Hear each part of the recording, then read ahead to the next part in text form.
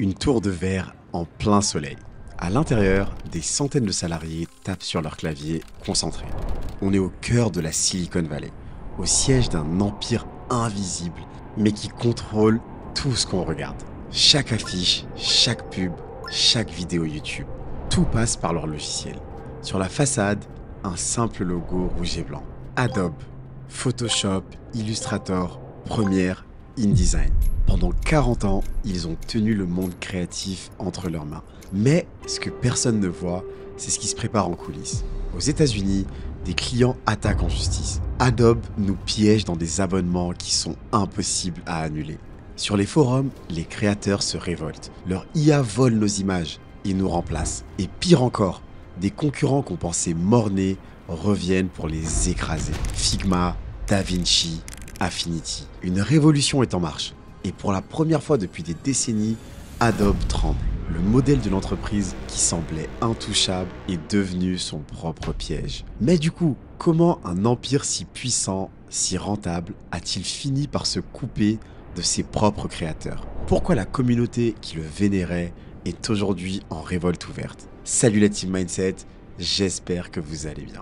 Aujourd'hui, on plonge dans l'histoire fascinante et dramatique de la chute d'Adobe. Une leçon magistrale sur les pièges du monopole, l'arrogance du succès et la révolte des utilisateurs. On verra également pourquoi la vraie menace d'Adobe ne vient pas de ses rivaux, mais de son propre business model. Comme toujours, on terminera avec les leçons business à retenir pour votre propre parcours d'entrepreneur. Et on commence maintenant.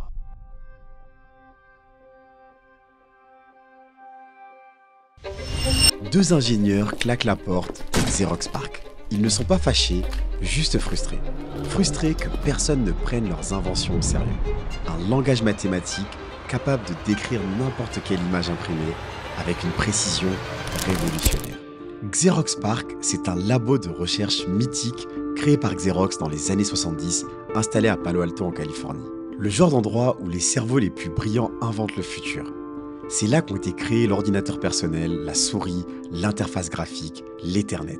Des technologies que Xerox n'a jamais su exploiter, mais que Steve Jobs, lui, viendra piocher pour construire le premier Macintosh. Et c'est là aussi que travaillent John Warnock et Charles Geschke. Leur idée, c'est un langage de description de page, un chaînon manquant entre l'écran et l'imprimante, ce qui permettrait pour la première fois d'imprimer exactement ce qu'on voit à l'écran, pixel pour pixel, point pour point. Mais chez Xerox, comme souvent, personne n'y croit. Alors Warnock et Geschke prennent une décision radicale. Ils quittent Xerox, montent leur propre boîte et l'appellent Adobe. 2 ans plus tard, ils sortent PostScript, un petit bout de code qui va littéralement redéfinir l'industrie de l'édition mondiale. C'est un séisme. Ça peut paraître dingue aujourd'hui, mais avant ça, imprimer un document, c'était l'enfer. Les typos sautaient, les images plantaient, le rendu changeait à chaque machine. PostScript va standardiser l'impression de qualité. Une seule langue, une seule grammaire, partout dans le monde. Mais il y a un problème. Ils ont le produit, ils ont le code, mais ils n'ont pas encore le levier. En 1984, Adobe n'est rien. Quelques locaux, 2 fondateurs et une idée brillante. Mais aucun moyen de la diffuser au monde. Jusqu'à ce qu'un homme s'en mêle. Cheveux mi-longs, col roulé noir, Steve Jobs découvre PostScript. Il comprend instantanément. Et dans sa tête, le puzzle s'assemble. Un ordinateur personnel, une imprimante laser et le moteur Adobe pour relier les deux. C'est une bombe. Jobs intègre PostScript dans les imprimantes Apple. Il aide même à financer Adobe. Et sans le savoir, il déclenche la révolution de l'édition numérique personnelle. Grâce à Adobe, n'importe quel graphiste peut bosser chez lui, créer un magazine entier et l'imprimer avec une qualité professionnelle. Et ça, dans les années 80, c'est une révolution. Comme si aujourd'hui, tu pouvais tourner un film avec ton iPhone et le projeter en IMAX sans passer par Hollywood. Adobe explose, puis arrive Illustrator en 1987. Et surtout, en 1988, un coup de génie, le rachat de Photoshop. À la base, Photoshop n'est pas un logiciel Adobe, c'est un outil bricolé par 2 frères, Thomas et John Knoll. Ils créent un logiciel de retouche photo révolutionnaire. Adobe flaire le potentiel et rachète les droits de distribution. 2 ans plus tard, Photoshop 1.0 sort officiellement sous l'étiquette Adobe. À partir de là, l'entreprise devient la colonne vertébrale de la création visuelle mondiale. Dans les années 90, Adobe est partout. Tu veux faire un flyer? Photoshop. Un logo? Illustrator. Un CV? InDesign.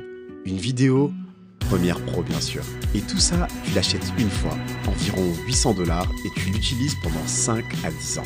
Certains le craquent, d'autres économisent, mais tout le monde sait, Adobe, c'est le standard. Et surtout, le contrat social est clair. Tu payes, tu possèdes, tu bosses avec tes outils, sur ton ordi, pas de compte en ligne, pas de contrôle à distance, tu crées, point. Mais à la fin des années 2000, un problème émerge. Les marchés sont saturés, les logiciels sont trop bons, trop stables. Les clients ne mettent plus à jour. Et surtout, le piratage explose. Un Photoshop craqué se télécharge en 3 minutes sur n'importe quel site russe. Et là, chez Adobe, une idée commence à germer. Et si on ne vendait plus des produits, mais des abonnements? Pas juste pour lutter contre le piratage, pas juste pour lisser les revenus, mais pour changer complètement la relation avec le client. C'est là que tout va basculer. Mais avant ça, en parlant de gestion d'entreprise, imaginez une réunion d'équipe. Le marketing lance une idée, le département produit enchaîne sur des détails techniques, le commercial parle des délais, et toi, tu es censé tout suivre, tout retenir, tout noter en même temps. Et c'est exactement pour ça que j'utilise Plod Notepin, le partenaire d'Entrepreneur Mindset, pour nous faciliter la vie. 23 grammes, la taille d'un doigt, et je le porte partout. En clip, en collier, en bracelet, même aimanté sur mon ordi. Un seul appui, il prend des notes à ma place, et moi, je reste concentré. Ensuite, l'appli Plod prend le relais. Elle transforme automatiquement l'audio en texte. Elle reconnaît chaque intervenant, elle génère un résumé propre et même une carte mentale pour visualiser les idées. Derrière, toujours la puissance IA de Plod. Transcription en 112 langues, reconnaissance des intervenants, résumé intelligent et surtout la fonction Ask AI qui permet de retrouver n'importe quelle info en 2 secondes. Toutes les données sont d'abord stockées localement et synchronisées de façon chiffrée sur leur cloud sécurisé. Dans le business, ce n'est pas la quantité d'heures qu'on travaille qui fait la différence, c'est la capacité à capturer l'information, l'organiser et l'exploiter rapidement. Plod, c'est littéralement votre cerveau externe pour scaler proprement. Si vous voulez passer à la vitesse supérieure et ne plus jamais perdre une info clé, testez Plod maintenant en cliquant sur le lien dans la description ou en scannant le QR code qui s'affiche à l'écran. La marque propose une réduction de 20% jusqu'au 11 juillet.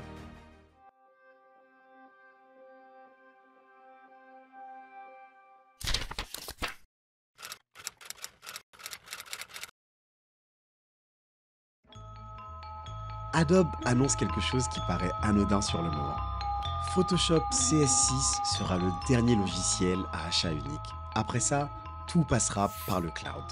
Pas juste les fichiers, les licences elles-mêmes. Pour accéder à vos logiciels, il faudra désormais payer tous les mois. Adobe l'annonce comme une évolution naturelle. Avec Creative Cloud, vous aurez toujours la dernière version. On supprime les gros achats à 1000 $. On vous facilite la vie. Mais derrière cette com rassurante, c'est une transformation brutale du modèle. Avant, tu payais une fois, tu bossais hors ligne, tu pouvais conserver ta version aussi longtemps que tu voulais. Maintenant, si tu arrêtes de payer, tu perds tout.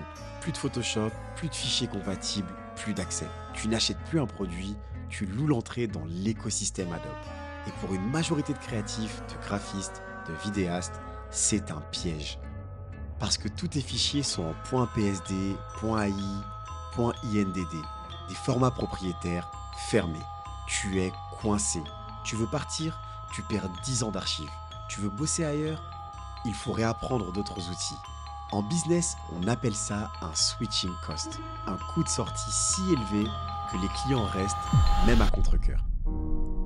Et Adobe ne s'arrête pas là. Les prix montent discrètement, régulièrement. 1 $ de plus ici, de là, jusqu'à atteindre parfois 60 à 90 € par mois pour un seul créatif freelance. En 2024, une pétition contre Adobe Creative Cloud atteint plus de 120 000 signatures en 48 heures. Les raisons? Des hausses de prix abusives, des promesses de mise à jour non tenues et surtout l'impossibilité de sortir du système sans tout perdre. Mais Adobe s'en fiche, parce qu'ils ont réussi là où tant d'autres ont échoué. Ils ont transformé un produit en dépendance. Tous les mois, des millions d'utilisateurs payent. Pas parce qu'ils aiment, mais parce qu'ils n'ont pas le choix. Le résultat, c'est qu'Adobe explose tous ses records. En 2010, un peu plus de 3 milliards de dollars de chiffre d'affaires. En 2024, plus de 19 milliards. Et surtout, des marges nettes de plus de 30%. Mais cette réussite économique elle cache une réalité beaucoup plus sombre. Car plus Adobe gagne, plus la colère monte. Et ce n'est pas une startup qui va l'inquiéter, c'est une rébellion collective. Des dizaines de milliers de créatifs, d'agences, de freelances qui vont chercher à reprendre le pouvoir.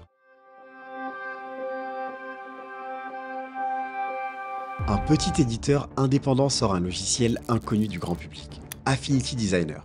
Pas d'abonnement, pas de cloud, juste un logiciel simple, puissant, pour moins de 70 €. Paiement unique. Et il n'est pas seul. Dans le design, Figma commence à se répandre dans les écoles de design produit. Dans la vidéo, DaVinci Resolve écrase Adobe Premiere dans les studios indépendants. Dans la photo, Affinity Photo devient l'alternative préférée à Photoshop. Et surtout, chez les jeunes créateurs, une question commence à se poser. Pourquoi continuer à payer 60 balles par mois pour un logiciel qu'on n'aime même plus utiliser? C'est là qu'Adobe commence à flipper. Parce que cette fois, ce ne sont pas de grosses boîtes qui les attaquent. C'est la base, les créateurs, les indés, les communautés Reddit. Et surtout, les écoles. En 2018, un sondage de UX Collective, un des plus gros médias spécialisés au monde, montre que Figma dépasse Adobe dans les préférences des designers produits. Pour ceux qui savent lire entre les lignes, c'est le début de la fin. Pourquoi ?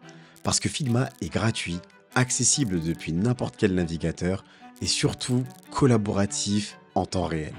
Un Google Doc du design. Pendant qu'Adobe continue de vendre des licences à 600 € par an, Figma casse tout ce qu'ils avaient verrouillé. Zéro installation, pas besoin d'un Mac Pro surpuissant, pas besoin de payer 50 € par mois pour tester. Résultat, tous les jeunes créateurs migrent. En 2020, Figma est déjà valorisé à plus de 2 milliards $. Et Adobe comprend qu'ils ont peut-être laissé fuir une génération entière.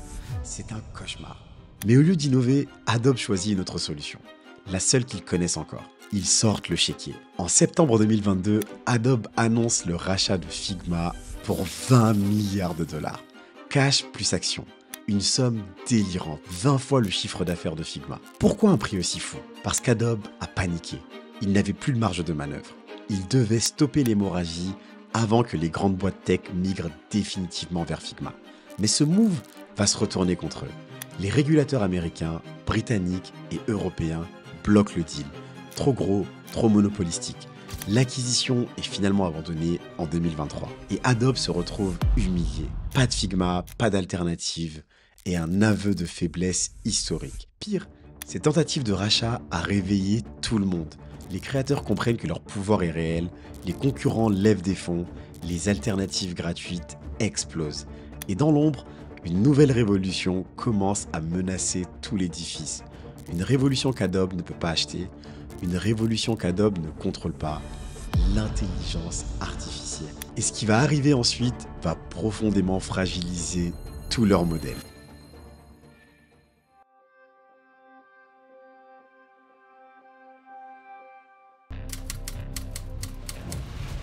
Un email interne fuite sur Twitter. En une phrase, tout explose. Adobe entraîne son IA avec des images issues de Creative Cloud. C'est le choc. Pour des milliers d'artistes, c'est la pire trahison. Car ce que ça veut dire, c'est simple. Les œuvres que tu as créées avec Photoshop, avec Illustrator, celles que tu as passé des heures à peaufiner, sont peut-être désormais utilisées pour entraîner l'IA qui va te remplacer, sans t'en informer, sans te rémunérer, sans même te remercier. Et cette IA, elle a un nom, Firefly. Au début, Firefly impressionne. Génération d'images à partir de texte, outils magiques de retouche, détourage automatique. Et le plus ironique, c'est plus rapide, plus fluide que la plupart des utilisateurs humains. Adobe l'intègre partout. Photoshop, Illustrator, Express, même Premiere. Le futur de la création est là. Mais ce que Firefly déclenche aussi, c'est une guerre. Parce que dans les coulisses, le mépris gronde. Les illustrateurs freelance, des graphistes en agence, des photographes de stock, tous voient leurs revenus s'effondrer. Pourquoi payer un humain quand une IA intégrée dans Photoshop peut créer une image, une affiche, un logo en 3 secondes? Et l'ironie devient insupportable. Les outils que les créateurs paient sont maintenant utilisés contre eux. Et ça, c'est la gifle ultime pour une entreprise qui se disait au service des artistes.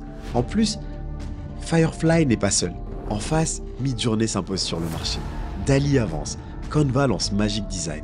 Runway surpasse Adobe Premiere sur la vidéo IA. Autrement dit, même là où Adobe pensait dominer, il est en train de se faire rattraper. Pire, il se fait doubler par des boîtes 10 fois plus petites, plus rapides, plus audacieuses et beaucoup plus appréciées. Et ce n'est pas tout.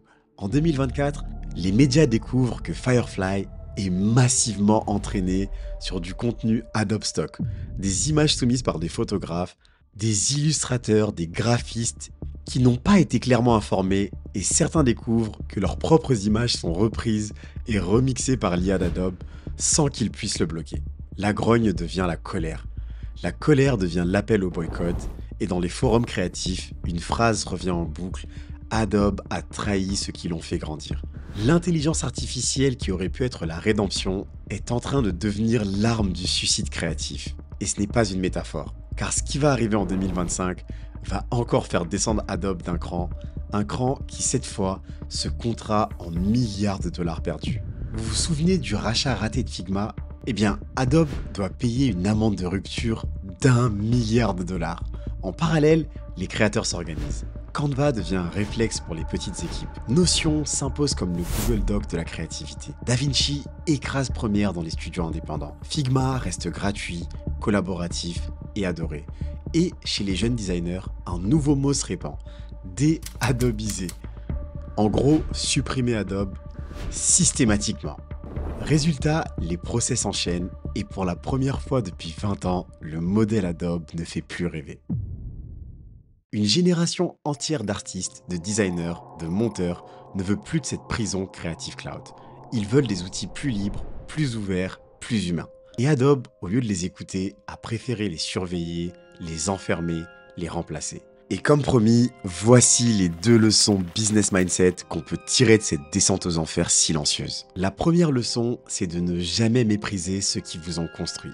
Adobe doit son empire aux créateurs. Mais en les enfermant dans des abonnements toujours plus chers, en exploitant leurs données et en développant des IA pour les remplacer, ils ont trahi leur propre base. Et la base finit toujours par se rebeller si elle se sent trahie. La deuxième leçon, c'est que trop contrôler, c'est perdre le contrôle. Adobe voulait verrouiller son écosystème, mais à force de vouloir tout contrôler, ils se sont fragilisés. L'innovation, aujourd'hui, vient de l'ouverture, de l'adaptabilité, des communautés. Et vous, est-ce que vous pensez qu'Adobe peut encore se réinventer? Ou est-ce que le futur appartient déjà aux IA et aux outils alternatifs et qu'Adobe va finir comme Snapchat, une entreprise qui a révolutionné son industrie, avant de petit à petit se faire piquer ses idées par ses concurrents qui vont finalement les utiliser mieux qu'elle, comme on le voit dans la vidéo qui s'affiche?